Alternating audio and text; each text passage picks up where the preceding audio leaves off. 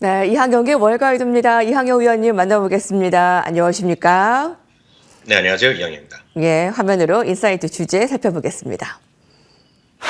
인사이트 먼저 짚어봅니다. 4분기 실적이 80% 마무리되었습니다. 현재까지 업데이트 해보고요. 실적의 하이라이트는 아무래도 엔비디아겠죠. 좋던 나쁘던 이번 주에 스타가 될 것 같은데요. 네, 맞습니다. 4분기 실적이 지난주까지 정확히 보면 79% 기업이 실적 발표했습니다. 그러니까 거의 얼추 마무리됐고요. 말씀하셨던 대로 엔비디아 그리고 이번 주에 발표된 유통업종 등 하면 거의 마무리 국면이라고 보셔야 되겠습니다. 지금까지 발표된 것 중에 10개 중에 7개 반, 거의 8개가 기대 이상의 주당 이익을 발표했고요. 매출은, 즉 외형은 한 65%니까 3분의 2. 평년 수준에 조금 넘나드는 그 정도의 성과를 냈다라고 보셔야 되겠습니다. 지금까지 발표된 거로 추정컨대 4분기 주당 이익 증가율은요 한 3.2% 정도 나오기 때문에 당초 12월 말에 예상했던 것보다는 상당히 좀 좋게 나옵니다. 매출 증가율은 4.0%가 되겠고요. 특히 이제 주목할 것은 주당 이익이 2분기 연속으로요 전년 동기 대비 증가세를 보여줬다는 것은 의미가 있겠습니다. 초반만 하더라도 혹시 마이너스 아니냐라는 걱정도 있었기 때문입니다. 외형은요 무려 13분기 연속 증가세를 지속했고요. 증가율 자체도 2분기째 상승세를 보이고 있기 때문에 그만큼 미국 경기가 우리의 우려와 달리 상당히 좋다는 걸 아실 수 있겠고요. 특히 11개 섹터가 있습니다. 미국에는요. 그중에서 유틸리티, 소재, 에너지를 제외한 8개 섹터가 매출 모두 증가세를 보여줬고요.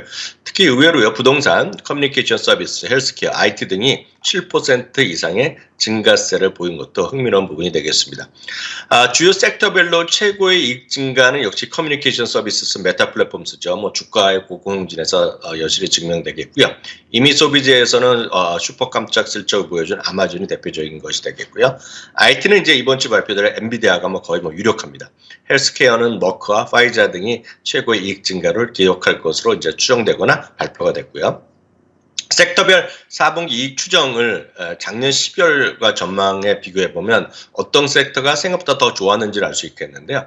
커뮤니케이션 서비스, 이민 소비재, IT, 산업재 등이 당초 전망 대비 높은 상승률을 기록했고요. 반대로 유틸리티나 금융들은 생각했던 것보다는 약간 부진했다라고 보셔야 되겠습니다.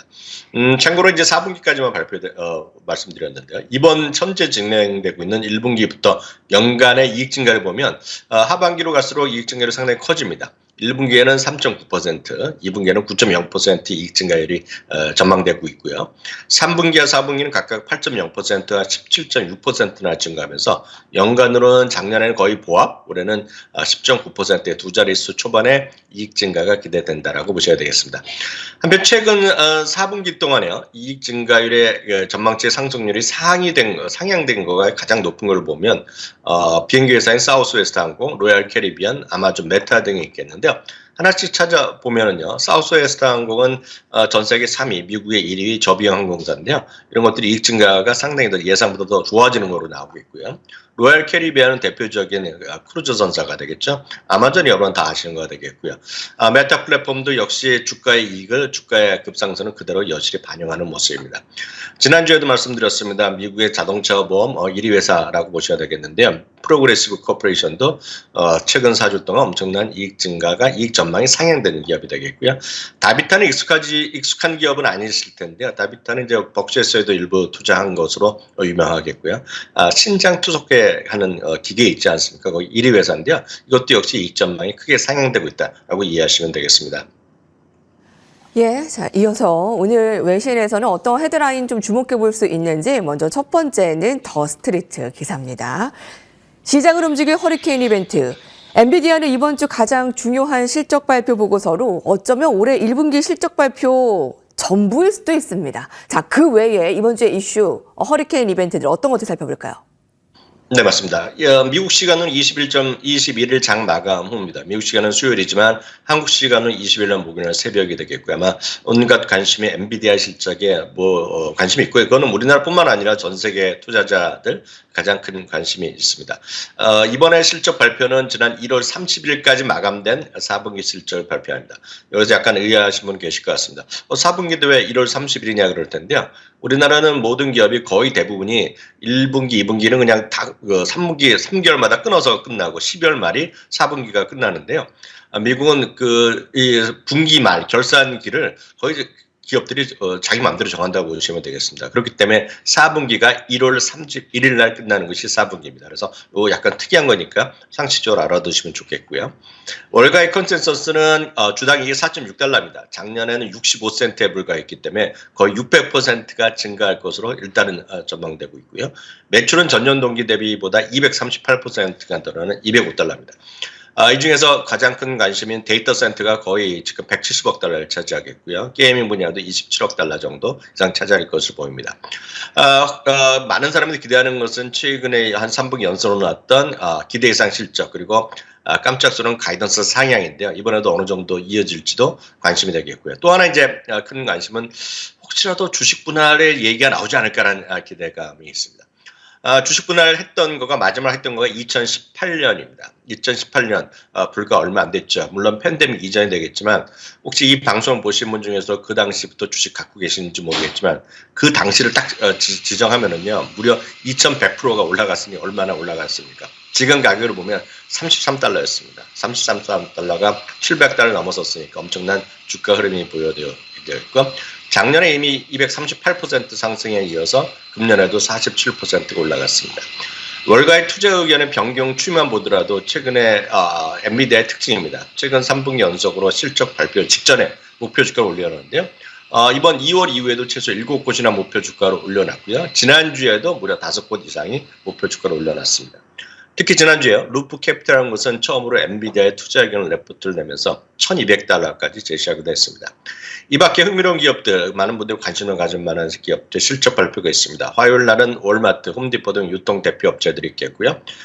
소위 사이버 보안의 대표 업체인 팔로알토 네트워크스도 있습니다. 목요일 날은 인투이트와 부킹홀딩스가 있겠고요. 수요일 날은 지난번에 있었던 연준의 FOMC의 의사를 공개하는 정도가 여러분들의 관전 포인트가 되겠습니다. 네. 다음 외신은 CNBC 소식입니다. 자, 헤드라인 보시죠.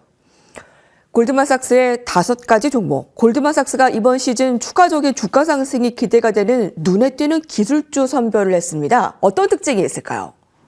네, 이번 시즌의 기술주 이익 증가, 앞서 말씀드렸다시피 S&P 500 전체는 3.4%인데요. 기술주는 무려 21.6%가 지금 이익 증가가 예상되고 있습니다. 골드만삭스는 이 중에 특히 4-5 종목에 대한 특별한 관심이 필요하다고 보고 있습니다. 첫 번째는 ARM 홀딩스, 지난주에 실적 발표했는데요. 데이터 센터라든가 자동차 및 사물 인터넷들을 포함해서 애플리케이션 전반으로 범위를 확장하고 있다는 얘기하고 있고요.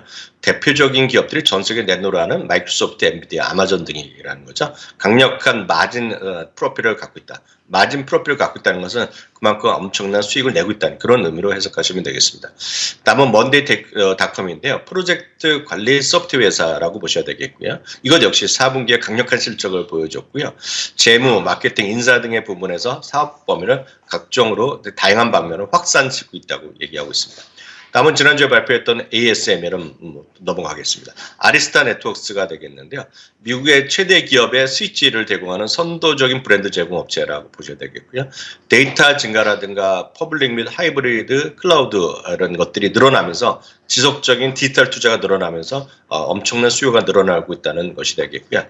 다음은 앱 로빈입니다. 저는 이제 처음 소개해드린 것들인데요. 모바일 앱 마케팅의 대표적인 기업이라고 보셔야 되겠습니다.